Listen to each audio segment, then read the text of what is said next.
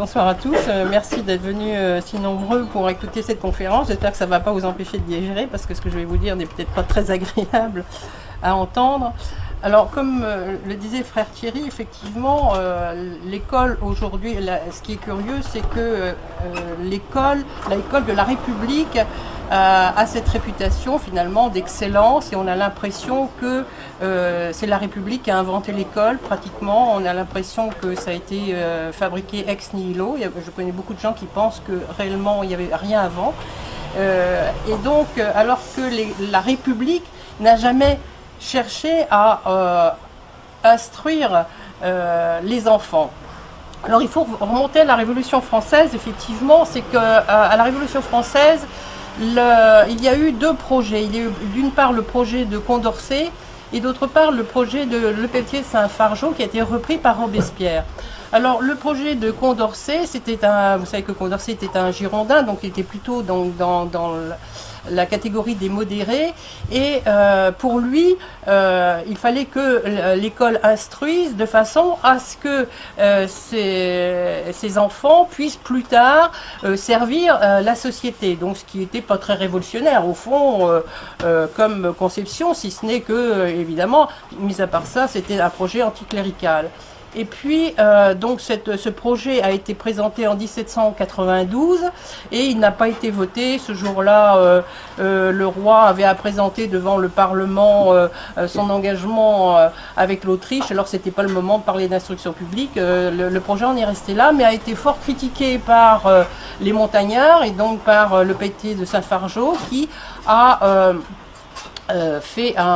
établi un projet, enfin en commission, il n'a pas été le seul à faire ce projet, et ce projet était basé sur l'éducation des enfants et non plus sur l'instruction. Alors éducation, il faut voir ce que ça recouvrait, c'est-à-dire qu'en réalité il fallait que les enfants soient pris en main de 5 à 12 ans entièrement, retirés de l'emprise des parents et qu'ils soient placés dans une école où ça donnait des activités, soit à l'intérieur de l'école, soit à l'extérieur de l'école. Par exemple, pour les garçons, il y avait le recours à l'épandage de cailloux sur les routes. Il pouvait y avoir aussi un travail dans les manufactures ou des manufactures qui venaient s'installer dans l'école pour pouvoir faire travailler les enfants. Donc tout était basé sur l'activité et non plus le savoir. Aucun des deux projets finalement, ni l'un ni l'autre, n'ont été appliqués à ce moment-là. Et puis vous connaissez évidemment tous les soubresauts qui ont eu lieu après la Révolution française et tout le 19e siècle. Et on est arrivé en 1879 avec le projet de Luc Ferry qui s'inspirait du projet de Condorcet. Mais l'école de la République, si elle a été excellente, effectivement, comme le disait frère Thierry tout à l'heure, elle s'est inspirée évidemment de ce qui s'est fait dans les écoles chrétiennes et elle avait pour but d'arracher les enfants à l'emprise de l'Église. C'était bien dit dans le projet de Jules Ferry, c'était d'arracher les enfants de l'emprise de l'Église. Alors donc, c'est la raison pour laquelle, si vous voulez, c'est le projet de Condorcet qui a été appliqué à ce moment-là, parce que si les républicains voulaient s'imposer, ils ne pouvaient pas appliquer le projet de Lepelletier de Saint-Fargeau, c'était pas possible. On était dans une société donc, où les enfants avaient reçu une instruction soignée, on ne pouvait pas passer d'un système à l'autre comme ceci, et comme Jules Ferry se proposait donc de se substituer à l'école catholique, il fallait qu'il fasse la preuve que l'école de la République était aussi bonne que l'école catholique. Et c'est ce qui fait que l'école de la République a été excellente, en tout cas un temps, mais elle n'était pas faite pour durer. C'était simplement une transition pour aboutir au projet réellement révolutionnaire de Lepelletier de Saint-Fargeau repris par Robespierre et qui consiste d'ailleurs en la refondation de l'école aujourd'hui. C'est ça, la refondation de l'école aujourd'hui, c'est vraiment l'aboutissement du projet de Lepelletier de Saint-Fargeau repris par Robespierre.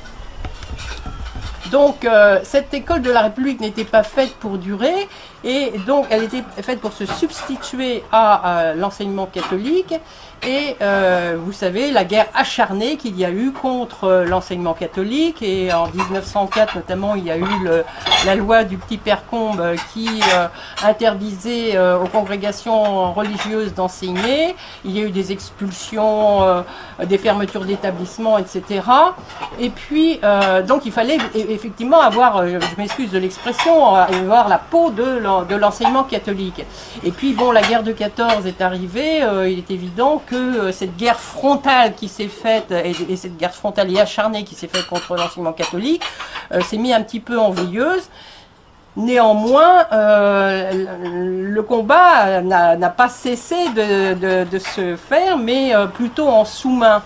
Et on est passé progressivement, si vous voulez, du système de Condorcet au système de Robespierre. Déjà, on a vu les programmes se modifier. Par exemple, en 1923, ils se sont trouvés allégés.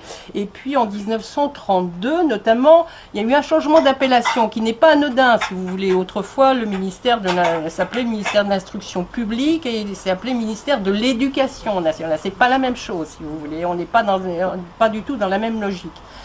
Et dans la foulée, Jean Zay, en 1937, a établi un premier projet visant à substituer aux cours des activités. Et il avait tout son projet était bâti là-dessus. Là encore, si vous voulez, le projet ne s'est pas appliqué parce que il y a eu la guerre de 39 et puis eh bien on a vu réapparaître ce projet dans ce qu'on appelle le plan Langevin-Wallon. Je pense que ça vous dit quelque chose. Ce plan Langevin-Wallon qui a repris pratiquement le projet de Jean Zay. Et ce plan Langevin-Wallon prévoyait justement un corps unique de professeurs, entre guillemets, parce qu'on ne peut plus appeler ça des professeurs, ce sont des animateurs, un corps unique de professeurs de la maternelle à l'université et le remplacement des cours par des activités. Et c'est l'objet actuel de la refondation de l'école. Donc nous avons, alors évidemment, ce projet a été présenté au gouvernement, mais il n'a pas été, là non plus, il n'a pas été publié. Et on a pensé que finalement, le plan Langevin-Wallon était enterré. Et en réalité, ce qu'il faut remarquer, c'est ce plan Langevin-Wallon qui a été établi en 1947 a permis en 1947, la même année, a été créée la FEN-CGT, c'est-à-dire donc le syndicat des enseignants, Fédération de l'Éducation nationale, CGT. Et c'est ce syndicat, en réalité, qui a été omniprésent dans l'éducation nationale. Je ne sais pas s'il y a des enseignants parmi vous, mais vraiment c'est un syndicat qui a été omniprésent. Et donc ce syndicat a permis l'application progressive, méthodique et progressive de façon cryptée de ce plan Langevin-Wallon sous couvert de revendications permettant à tous les enfants d'être instruits, permettant à tous de faire des études. Et nous allons voir justement quels sont les moyens qui ont été utilisés pour aboutir à la refondation actuelle de l'école.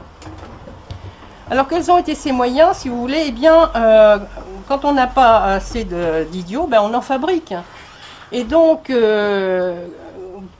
on a commencé, la destruction, si vous voulez, vraiment du système éducatif a commencé à se faire d'une façon réelle à partir du moment où les méthodes pédagogiques ont été chamboulées. Et ce chamboulement a eu lieu au début des années 50 avec les méthodes globales de lecture, qui, je tiens à le dire, sont toujours utilisées. Ce sont des méthodes de nature globale, qu'on appelle aussi semi-globale, mais qu'on n'appelle même plus du tout globale, parce que le mot provoque des cris d'orfraie. On dit tout de suite, oh là là, oui, mes enfants, mes petits-enfants, etc., oui, c'est affreux. Donc on ne parle plus de méthode globale, on parle de méthode visuelle, de méthode intégrative, de méthode auditive, enfin bon, on leur donne tous les noms que l'on veut, mais ce sont toujours des méthodes de nature globale. Et ce qu'il faut savoir, c'est que, je ne sais pas, Et si vous savez qui a inventé, c'est pas qui a inventé l'école, mais qui a inventé les méthodes globales. Eh bien, c'est un certain Nicolas Adam, en 1787. Alors ça doit vouloir dire quelque chose, parce que ce Nicolas Adam était précepteur dans les familles aristocratiques, et c'était un grammairien. Donc je pense qu'il savait ce qu'il faisait quand il a instauré ces méthodes globales. D'ailleurs, il a dit, textuellement, « Éloignez des enfants les textes latins et grecs, amusez-les avec des mots ». Donc ça voulait bien dire, si vous voulez, que ces méthodes ne permettaient plus aux enfants de pouvoir appréhender des connaissances dans les mêmes conditions qu'avec les méthodes traditionnelles. Donc il y a quand même une perversion, si vous voulez, dès l'origine, dans l'usage de ces méthodes et qui sont toujours utilisées. Et c'est très important. Il y a eu aussi d'autres méthodes en maths, etc., avec les méthodes, comment on appelait ça, la théorie des ensembles et tout ça. Enfin bon, ça a été vraiment un festival. Mais disons, si on s'attarde davantage sur les méthodes de lecture, c'est parce que c'est là que se fait le décervelage des têtes. Et pourquoi? Parce que tout simplement, c'est facile à comprendre en réalité. Parce que avec les méthodes de nature globale, on fait apprendre à lire à l'enfant par mémorisation, par la mémoire des phrases, par la mémoire des mots.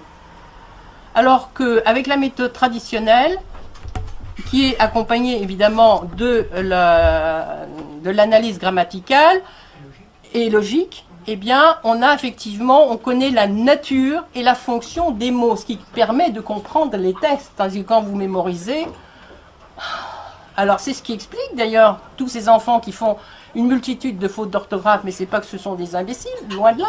Mais quand on leur dit que il y a une analogie, par exemple, là, ça peut s'écrire LA, ça peut s'écrire LAS, ça peut s'écrire L'A, etc. Mais c'est pas dans quel cas, il vous dit la rose est belle, il peut très bien vous l'écrire L'A. Il sait pas, parce qu'on l'a appris à mémoriser, si vous voulez, tous les mots qui correspondait au la. Donc, c'est le cas de le dire pour avoir le la. Tant qu'on utilisera ces méthodes, on ne peut pas considérer que l'on fasse un enseignement de qualité. Mais nos gouvernants nous mentent d'une façon éhontée, et les journalistes également. Si vous voulez, vous avez eu une intervention il y a quelque temps de Marion Maréchal Le Pen qui avait dit notamment que tant qu'on s'embourbait, le système éducatif s'embourbait dans les méthodes de lecture globale, qu'on ne pourrait jamais arriver à s'en sortir. Et il y a un journaliste qui a osé dire que il y a longtemps que ça n'était plus utilisé, et que d'ailleurs ça n'avait jamais utilisé, que c'était un mythe. Alors, vous voyez jusqu'où on va, si vous voulez, dans le mensonge, dans la dénégation. Et Madame Westenebourg, je ne sais pas si ça vous dit quelque chose, qui s'était beaucoup penchée sur ces questions de méthode globale, effectivement, disait même, elle avait beaucoup étudié tous les manuels de lecture, et elle disait même que certains manuels comportait sur la couverture l'indication que c'était des méthodes alphabétiques, alors que c'était des méthodes semi-globales, si vous voulez. C'est-à-dire qu'ils savent bien quand même ce qu'ils font. Donc, et c'est à partir de ce moment-là, si vous voulez, que l'institution s'est dégradée, et qu'il a fallu masquer la dégradation du système et donner l'illusion qu'au contraire, de plus en plus d'enfants allaient à l'école. Alors, on a procédé de deux façons. D'abord, il a fallu verrouiller le système et camoufler les dégâts. Alors, tout ceci pour vous dire que quand on a l'impression que tout va un peu dans tous les sens, qu'il y a beaucoup de ministres qui passent, et puis que chacun veut faire sa réforme, et puis que les enseignants se rebellent, et puis que c'est pas réformable, etc., c'est complètement faux. L'école se réforme d'une façon méthodique, progressive, depuis ce plan de 47, si vous voulez, avec une régularité sans faille. Alors, donc, cette méthode globale a commencé à être généralisée, je dirais, dans les années 50, et c'est comme par hasard, on a vu apparaître en 59 la loi Berthoin, oui, qui a instauré la prolongation de la scolarité jusqu'à 16 ans. Donc plus d'examen entrée en sixième, là on ne pourra pas vérifier que les enfants ne savent plus écrire, ils ne savent plus faire une rédaction, rien. Ils vont passer, tout le monde passe en sixième jusqu'à 16 ans. Alors évidemment les syndicats étaient là pour dire, vous comprenez, oui la sélection, ça fait que les bourgeois finalement seuls peuvent accéder à l'école et les enfants d'ouvriers ne peuvent pas, alors finalement ben, il faut arrêter de sélectionner, il faut que tout le monde passe, il faut que tout le monde soit instruit. C'était sous couvert, si vous voulez, de faire accéder le plus grand nombre à l'instruction, alors qu'en réalité c'était une instruction qui se dégradait. Donc vous avez eu effectivement la suppression de l'examen d'entrée en sixième, donc ça a permis de camoufler les dégâts, si vous voulez, jusqu'à 16 ans au moins, si vous voulez. Et puis ensuite,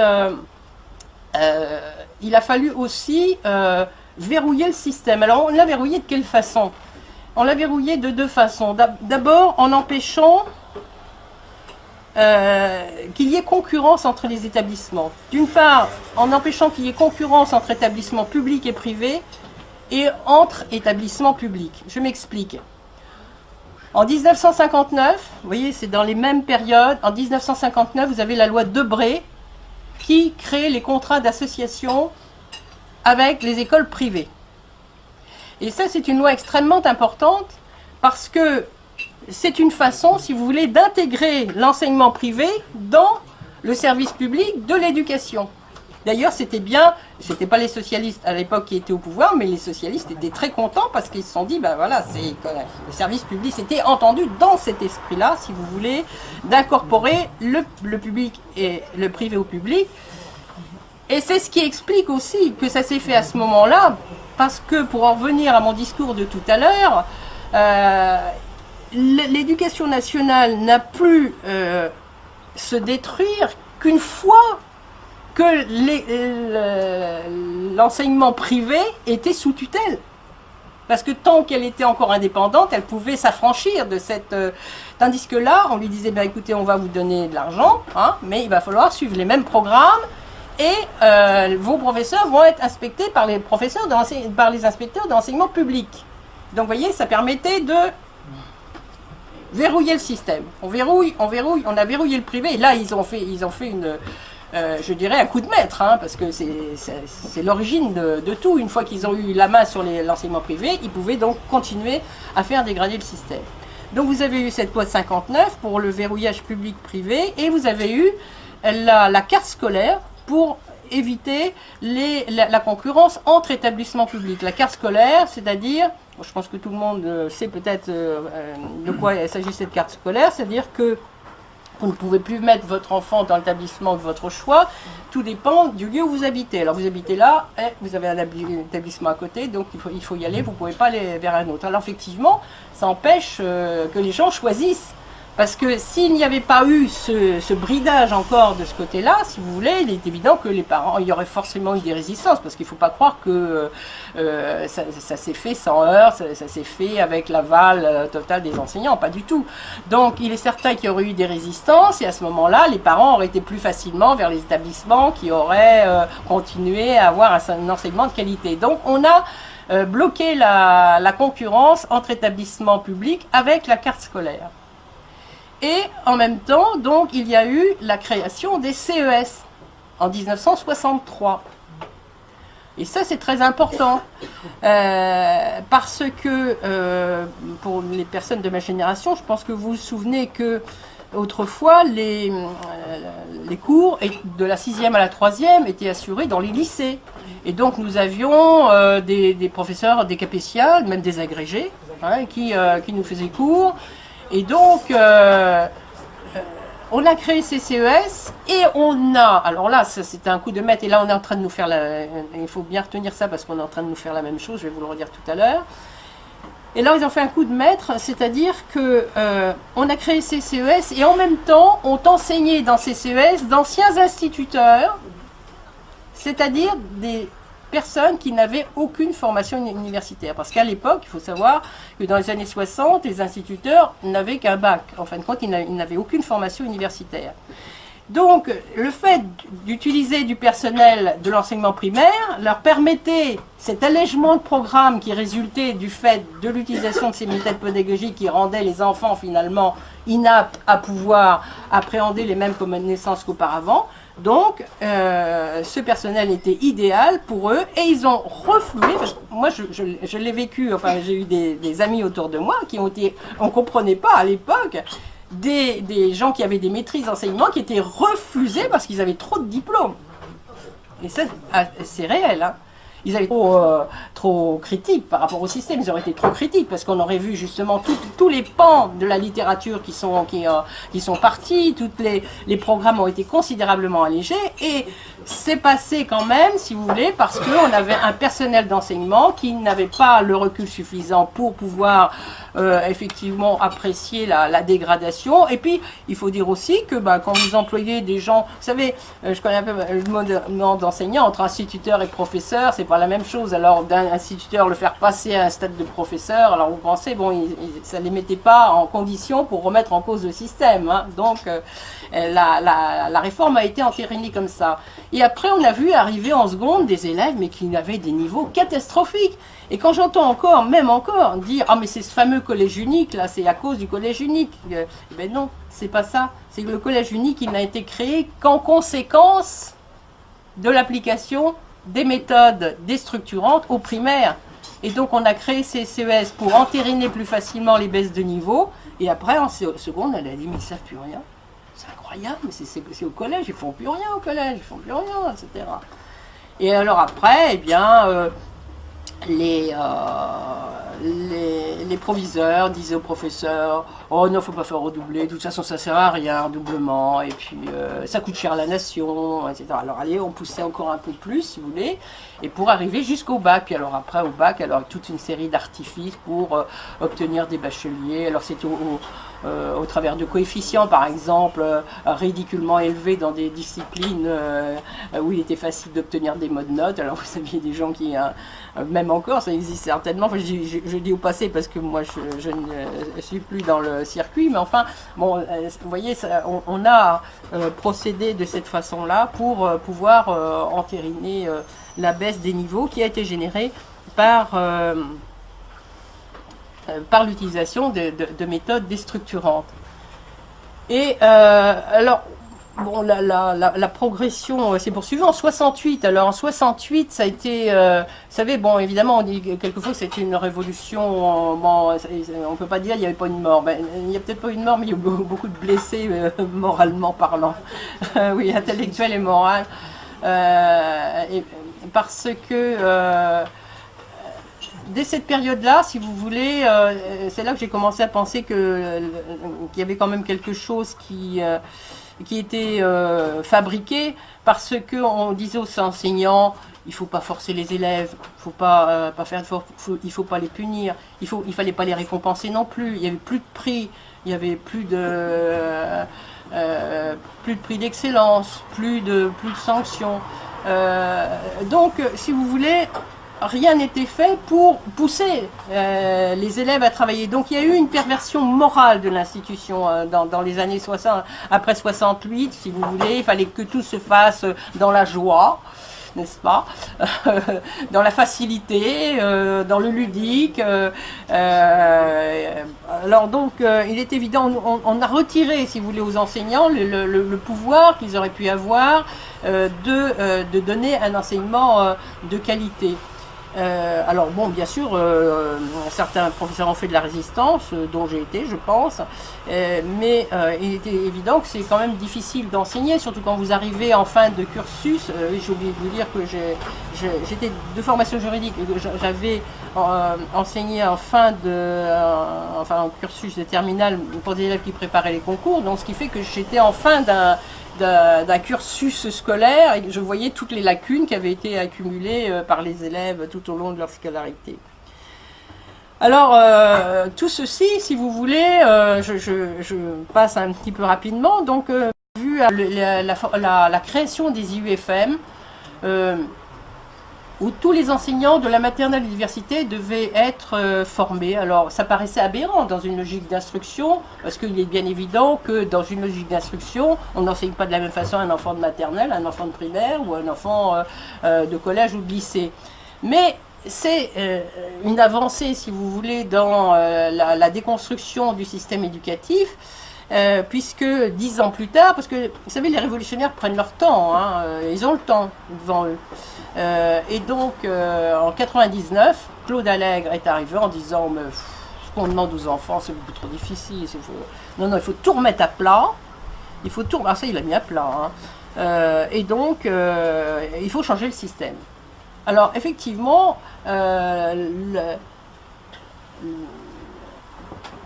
qui est quand même assez aberrant, c'est que la plupart des gens on pensait qu'Allègre était quelqu'un de vraiment très bien et qu'il avait été déménagé, si je puis dire, par les enseignants qui avaient rejeté sa réforme. Ce qui est complètement faux parce que Claude Allègre est parti quand il a eu fait cette réforme. D'ailleurs, le lendemain du jour où il est parti, Jospin a dit « mais de toute façon, la réforme a été votée, elle entrera dans les faits ». Et elle entre dans les faits.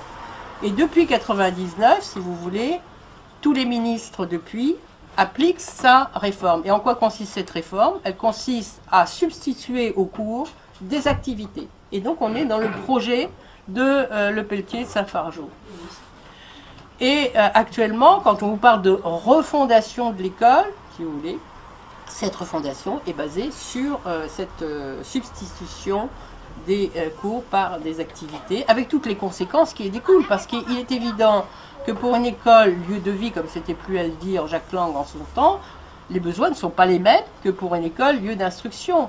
Et c'est ce qui explique effectivement toutes les dispositions qui sont prises, qui ne sont pas toujours comprises par les personnes, parce qu'évidemment, il faut compter avec la désinformation, c'était l'objet d'un de mes livres, si vous voulez, parce que la désinformation est phénoménale, si vous voulez. Il y a beaucoup de gens...